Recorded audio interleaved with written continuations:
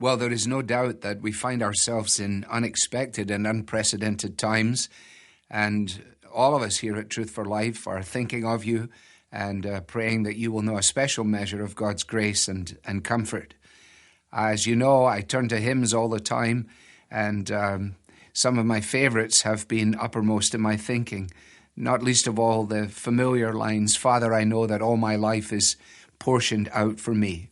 And along with that, the underpinning thought of the psalmist that God is our refuge and our strength and a really present help in trouble. So may these truths undergird us at this time, and may the Lord bless you and continue to keep you in the days ahead. As I say, you're in our thoughts and in our prayers, even as we have a sense that that is true of you concerning us. God bless you.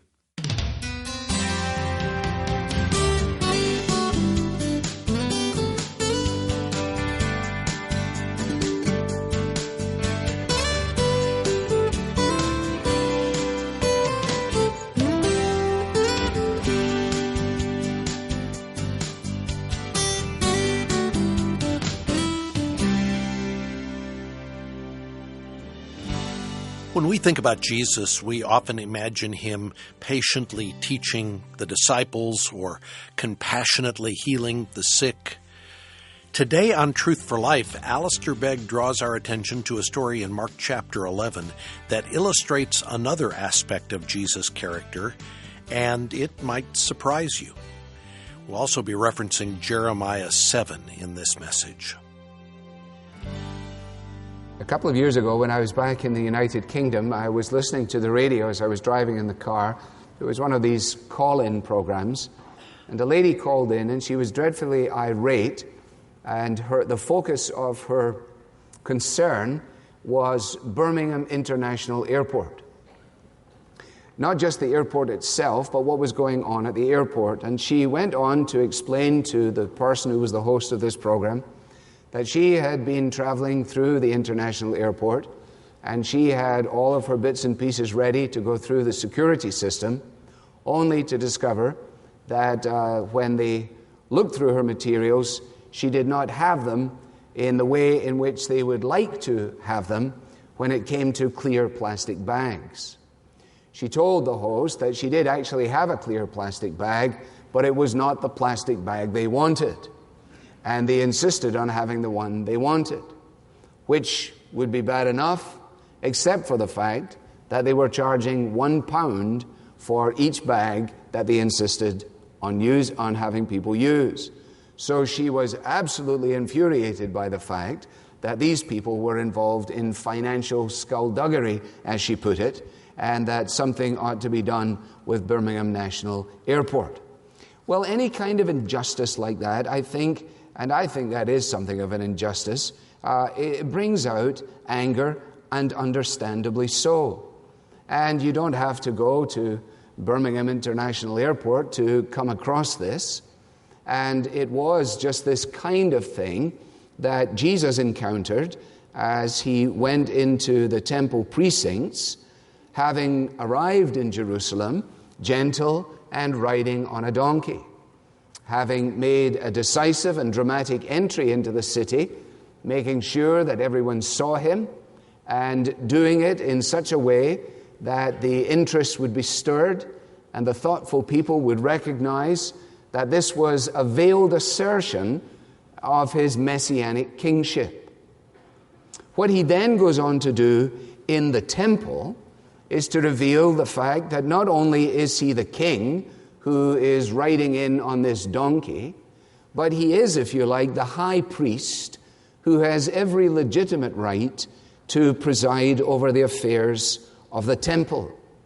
And some of them, who knew their Bibles well, may well have thought to themselves, this is perhaps the fulfillment of the prophecy of Malachi in chapter 3, at the beginning of chapter 3, where Malachi says, suddenly the Lord you are seeking will come to his temple. And so we find that Jesus, having arrived in this display of messiahship, now enters the temple with a further display of his authority. Clearly, it was to be deduced by those who were able to do so.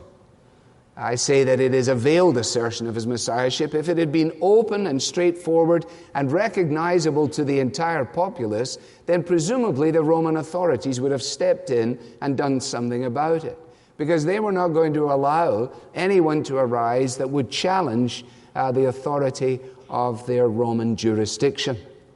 But in actual fact, he exercises his prerogative in this way, and in entering the temple, conducts himself in a fashion that often is regarded by people who know only a little bit about the Bible as one of the reasons, they say, as to why they don't like the idea of Jesus of Nazareth. And if you run up against somebody who is opposed to the personhood of Christ, you may find, if they have any knowledge of the Bible at all, that they will produce what is another little difficult section of the Bible, as it is recorded for us here, not only in Mark, but also in the other Gospels. It is a memorable scene, it is a misunderstood scene, and it is a misapplied scene. And I want to try and help us to come to terms with it by the use of three words. The first word is exploitation, the second word is restoration, and the third word is authorization. All right? So, first of all, exploitation. And exploitation is what Jesus discovers when he makes his way to the temple. In verse 11, he had gone there the previous evening. He'd looked around. Presumably, he'd had an indication of what was going on.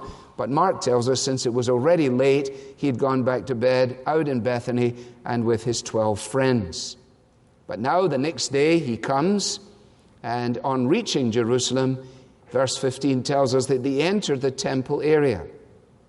And what he discovers is that the temple has essentially been turned into a market. The temple has become what it was never designed to be. The temple was designed to be a house of prayer for the nations. That's what Isaiah 56:7 says. But Jesus says, that which has been established as a house of prayer for the nations, you apparently have decided to turn into a den of robbers. And so where there should be dignity, there is dishonesty. Where there should be honor, there is hypocrisy. And so we discover that fleecing people in the name of religion is not a new phenomenon.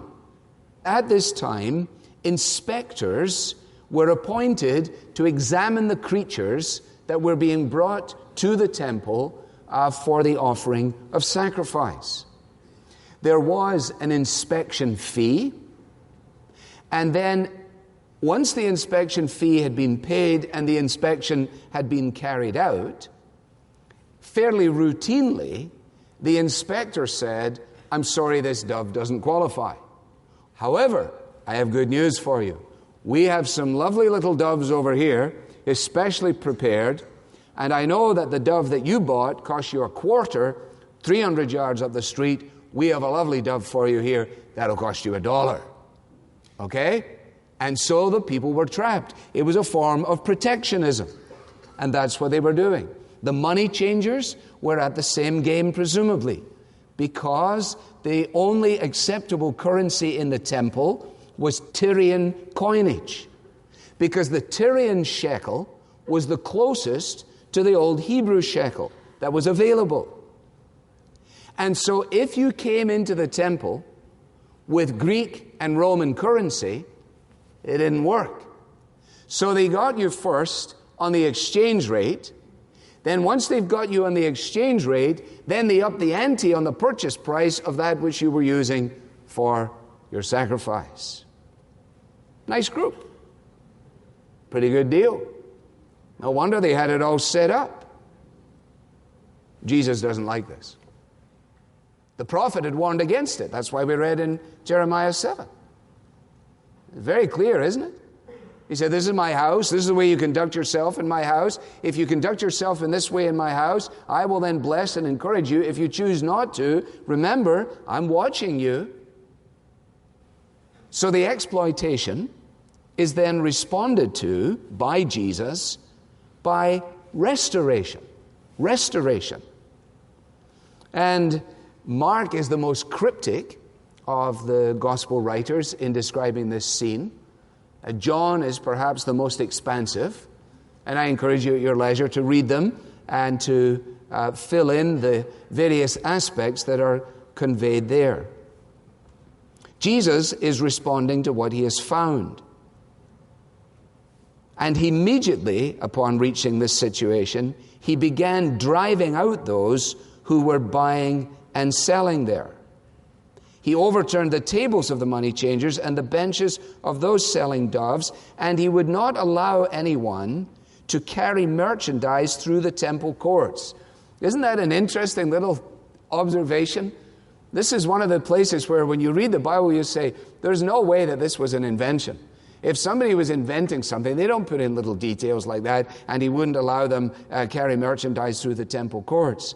Again, I found out that in the ancient world, within the context of Judaism, there were distinct rules concerning this. Let me quote to you from one of those rules. A man may not enter into the Temple Mount with his staff, or his sandals, or his wallet, or with the dust upon his feet. Nor may he make of it a shortcut, still less may he spit there. So Jesus is actually enforcing the dignity that attaches to his Father's house. Hey, you're not just going to walk through here. This isn't a cut through. This isn't the front entrance to the mall, where you slip through Restoration Hardware or wherever it is to get through to the back. You're not going to do that here, says Jesus. What is happening here? Well, it is the anger of Christ, isn't it? It is the holy anger of Christ. It is the holy wrath of Jesus burning, if you like, with a purity that is absolutely frightening. Now, there is no basis for, no reason to stand back and try and mitigate what we're told here. There's no reason for us to stumble over it. Jesus comes upon this scene. He knows exactly why the temple is there. He knows that it is the meeting place of God. He knows that it is to be the joy of the whole earth. He knows the Old Testament scriptures and what God has mandated. And this is completely opposed to all of that. And so he radically intervenes. And he intervenes in order to restore. How can we put this in common parlance to help us get some kind of understanding of it? Perhaps if we think in terms of the radical intervention of a cancer surgeon who longs to see her patient restored to health. She goes at the circumstances radically, vociferously. And the objective in taking such dramatic intervention is for the well-being, for the restoration of her patient. Or, if you like, the way a father burns with righteous anger when he sees the destruction that drugs are causing his child. You wouldn't expect the father to say, whatever. No, there would be a holy indignation. There would be a righteous wrath. There would be a genuine desire to do everything necessary to drive that out and to see restoration taking place. So Jesus looks on this scene, and it is intolerable to him. It is intolerable to him that the name of God, the glory of God, is being besmirched and is being tarnished in this way. There is no pale Galilean in this, is there? I forget who is it? Thomas Arnold, or one of the poets who refers to Jesus as that pale Galilean, as if somehow or another he might dismiss him as a sort of milquetoast character. No, not at all. This is the same Jesus who is ridden into Jerusalem on a donkey. The same Jesus who now takes these awe-inspiring measures. We dare not equate meekness with weakness. John actually tells us that he made a whip out of cords, and he drove all from the temple area, both sheep and cattle. It's interesting, isn't it? Because people usually say, oh, and I don't like that thing about Jesus. He made a big whip, and he was whipping people in the temple. Oh, really? Where did you read that? Well, I read it in the Bible. Well, you didn't read the Bible properly. If you look carefully, what it says is he made a whip out of cords, and he drove all from the temple area, all of whom, all of what? All of the cattle, both sheep and cattle. We don't imagine Jesus, do we, for a moment, with hands that have been calloused at the workbench in his growing years? Somebody who is a man amongst men, who is able to take on the rage of the Pharisees, who commands the winds and the waves and brings them into submission. Do we really think that it does him a service to imagine him going into the temple going, oh, come on, sheep. Come on now. Come on, oh, what am I going to do with these bulls? Oh, this is dreadful. I don't know. I should never have come in here. What a silly idea. No. Have you been on a farm? Do you know what it takes to move these creatures? Do you know what sheep are like?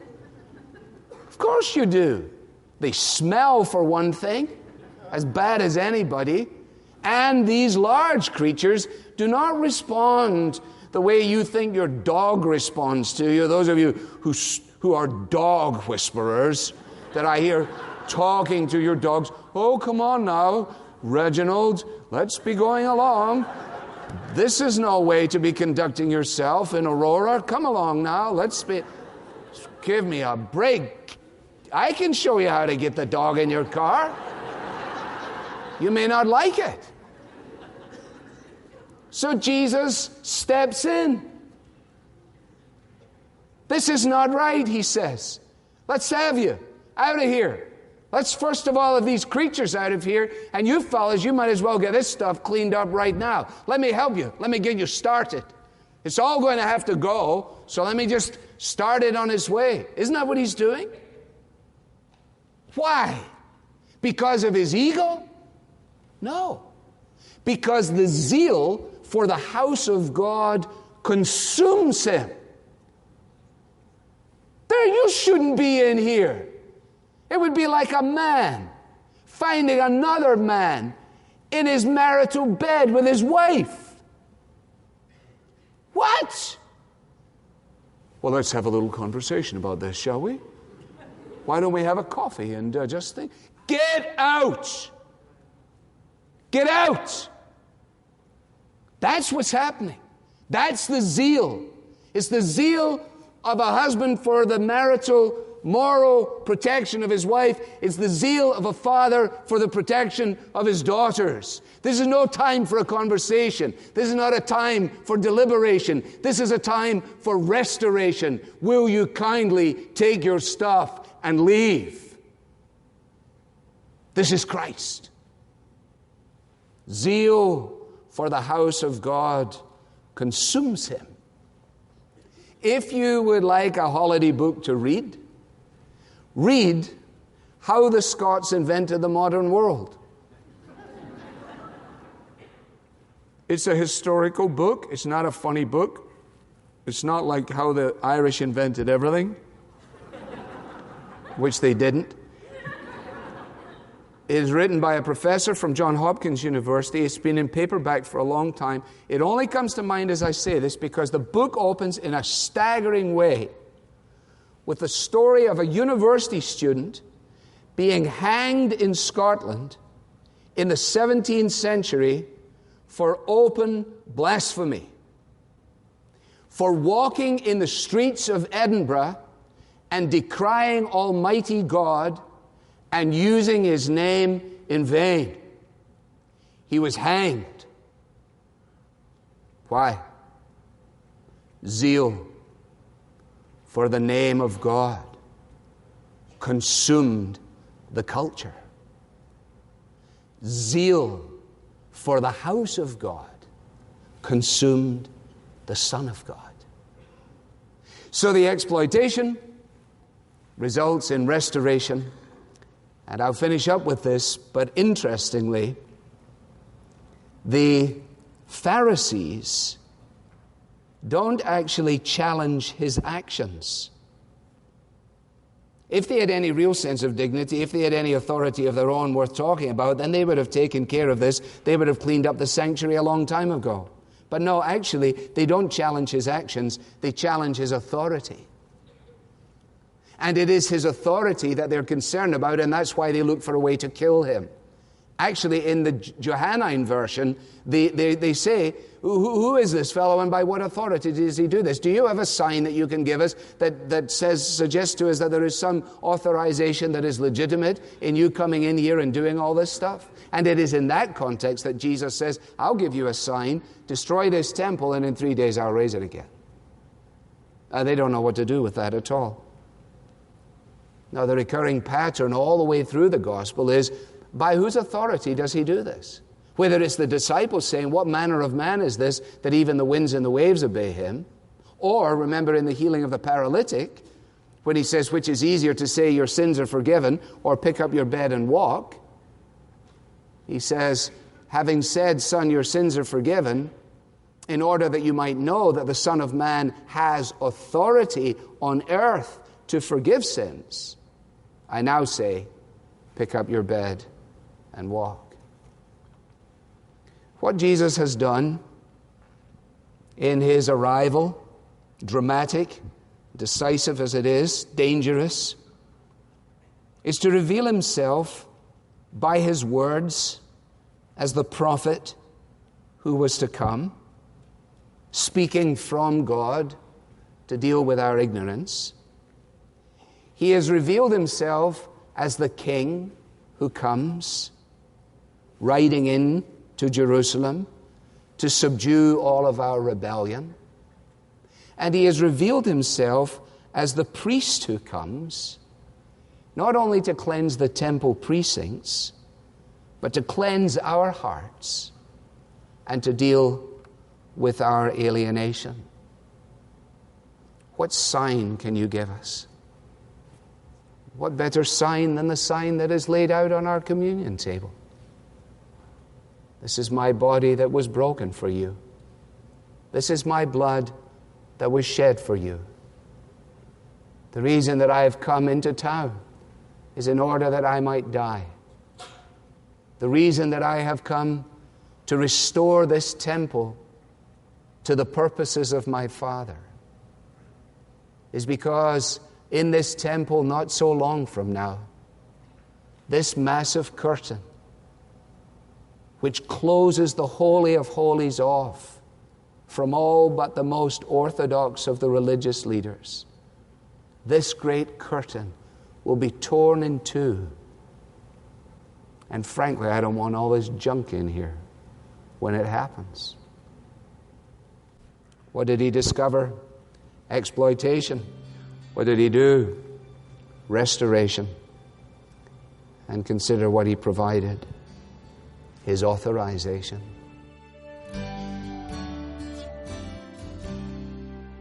You're listening to Truth for Life with Alistair Begg, and a message from our study in the Gospel according to Mark. With Easter just a couple of weeks away, today's message is particularly timely. We're reflecting on the days that lead up to Jesus' crucifixion. I hope you'll be able to continue with us in this study. Additionally, we've selected a book that we're recommending to you. It's for anyone who wants a refresher on the basics of the Christian faith and what it means to follow Jesus. The book is titled Need to Know. It's written by Gary Millar. Now, knowing God is not a warm, fuzzy feeling we get when we close our eyes or sing worship songs in church. Knowing God is a soaring reality. It encompasses every part of our minds and our hearts. But what does it look like in everyday life? How do we know if we're on the right track?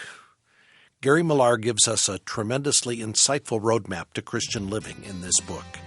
He's direct, concise, he's remarkably clear. He distills what it means to know God, to be changed by God, and to live our lives according to his instruction. we would love to send you a copy of Need to Know. You can request it today when you donate to support this ministry. Give online at truthforlife.org/donate or call 888-588-7884. Tomorrow is the last day for you to request this book, so don't wait to get in touch with us. If you would like to automate your giving as a monthly Truth Partner, you can do that as well. It's quick, it's easy to sign up. Go to truthforlife.org/donate. I'm Bob Lepine. Hope you can join us Tuesday. Alistair will teach us how to make sense of those difficult passages that sometimes leave us scratching our heads. The Bible teaching of Alistair Begg is furnished by Truth for Life, where the learning is for living.